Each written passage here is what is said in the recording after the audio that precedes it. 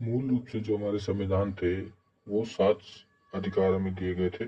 Fundamental जो right है हमारे वो हमें 7 दिए गए थे। बट आफ्टर सम टाइम ऐसा देखा गया, जब गवर्नमेंट को कोई प्रोग्राम लाना था तो उनको जो लैंड एक्वाइजिशन सिस्टम होता है उसके तहत उनको प्रॉब्लम आती थी। इसलिए उन्होंने क्या किया, जो एक फंडामेंटल राइट है जो कि संपत्ति का अधिकार था, राइट टू प्रॉपर्टी, आर्टिकल 31 के तहत, तो उसको क्या किया सरकार ने, यानी हमारे पार्लियामेंट ने क्या किया, उसको अमेंड करके आर्टिकल 44 कॉन्स्टिट्यूशन अमेंडमेंट के तहत 1978 में उसको हटा दिया और वह एक लॉ बनाया गया। तो इस तरह से हमारे टोटल 7 मूल अधिकार थे।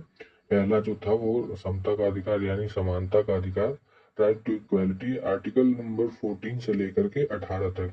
दूसरा जो हमारा अधिकार था फंडामेंटल राइट, वो था स्वतंत्रता का अधिकार, राइट टू फ्रीडम, आर्टिकल 19 से लेकर के 22 तक।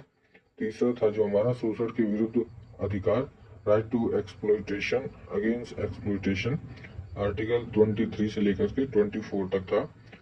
आर्टिकल जो अगला था फंडामेंटल राइट, वो था हमारा धर्म की स्वतंत्रता का अधिकार, यानी right to religion, article 25 to 28 तक। अगला जो हमारा अधिकार था वो था संस्कृति और शिक्षा संबंधी अधिकार, एजुकेशन एंड कल्चर। तो वो माइनॉरिटी के अंदर में इसमें जितने भी जो हमारे एजुकेशन से रिलेटेड अधिकार होते हैं वो सभी मेंशन है इसमें। तो वो थे आर्टिकल 29 से लेकर के 30 तक।